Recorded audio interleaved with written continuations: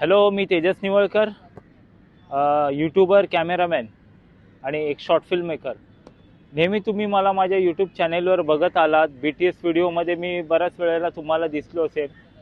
आज मी एक वेगळ्या विषयावर तुमच्याशी बोलणार आहे. विचार केला बरेच दिवस बोलू या विषयावर आणि फायनली आज ही व्हिडिओ बनवतोय.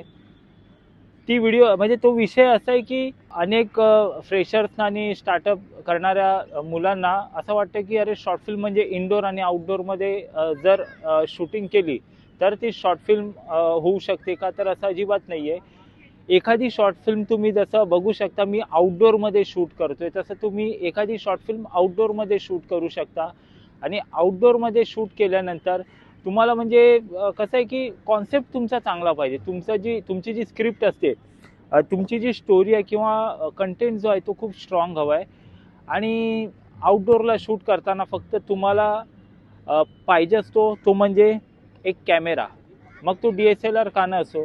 मला मान्य आहे फुल फ्रेम असतील किंवा 4K फॉर्मॅट किंवा 4K रेझोल्युशन जे 6K रेझोल्युशनचे जे कॅमेरे असतील त्या कॅमेऱ्यावर पण शॉर्ट फिल्म जर शूट केली तर तुम्हाला आउटपुट चांगलं मिळतं. मला आठवतंय की माझी शॉर्ट फिल्म आहे पतंग नावाची. डिस्क्रिप्शनमध्ये त्या शॉर्ट फिल्मची लिंक दिली आहे मी.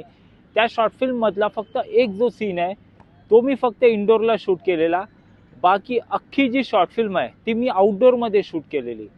आणि इतका छान कॉन्सेप्ट होता. तो कॉन्सेप्ट लोकांना आवडला. लोकांनी खूप म्हणजे प्रोत्साहन दिलं, म्हणजे प्रोत्साहन केलं त्याचं. आणि बऱ्याच लोकांना ती आवडली शॉर्ट फिल्म. कॉन्सेप्ट चांगला होता, कंटेंट चांगला होता आणि चांगली स्टोरी होती, म्हणून ती लोकांना शॉर्ट फिल्म आवडली. म्हणजे त्या शॉर्ट फिल्मसाठी मला फक्त कॅमेरा लागला होता. तर डझंट मॅटर की तुम्हाला इनडोर आणि आउटडोअरमध्ये जर तुम्ही शूट केलं तर ती शॉर्ट फिल्म आहे असं काही नाही आहे. तुमचा कॉन्सेप्ट स्ट्रॉंग पाहिजे.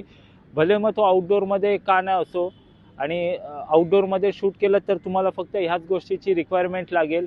आणि इनडोअरमध्ये केलं तर लाईटिंग आली, मग नंतर लाईटिंग ॲडजस्ट करा, मग नंतर बऱ्याच गोष्टी आहेत. त्याच्या व्यतिरिक्त मेकअप असेल, काही ठिकाणी लाईट जाते, मग लाईट गेल्यानंतर आपल्याला थांबावं लागतं.